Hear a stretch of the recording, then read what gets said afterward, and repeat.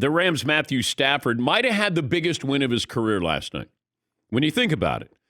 Now, he hasn't had a lot of big wins, but that one last night in Arizona, undermanned Rams team, and they won that game 30-23. He was 20 of 30, 287 yards, 3 touchdowns, and he looked very good.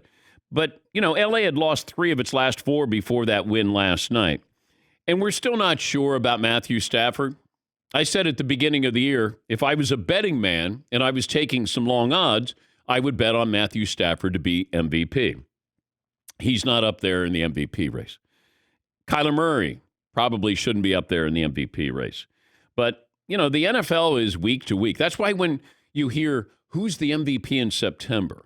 And I go, you're just trolling your audience. I mean, nobody is designated. It's like you're the Heisman Trophy frontrunner in September. How many of those guys go on to win the Heisman? How many guys who were the MVP in the first 4 weeks of the season go on to win the MVP? Now, I get it. It's programming. It's content. But, we build up somebody or we tear down somebody early. And then, hey, you didn't live up to the label I gave you. Hey, you got to, rise up above this. Hey, you're better than what we thought. Okay, I don't know how to assess that when it comes to MVP of when can you go, now we can legitimately look at this. And I'm really careful in bringing this up.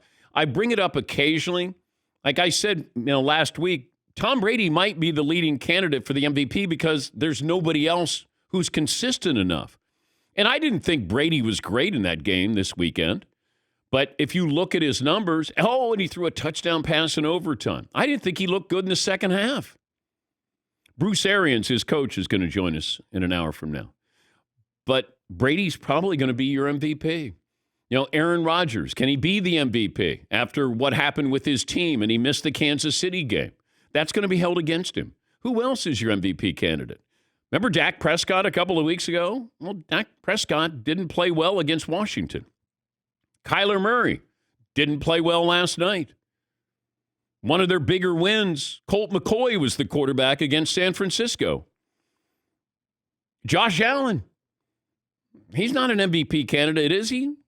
Well, he was the favorite coming in. Lamar Jackson.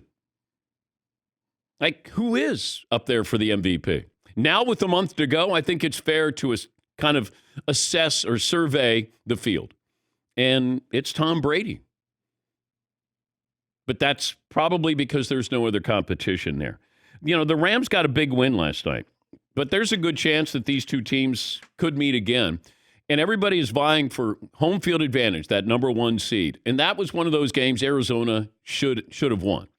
You're hosting, you want to play with the big boys. And the Rams and the Cowboys are very similar to me. I look at them and I sort of see there's great potential. You got a lot of names in there. There's star power.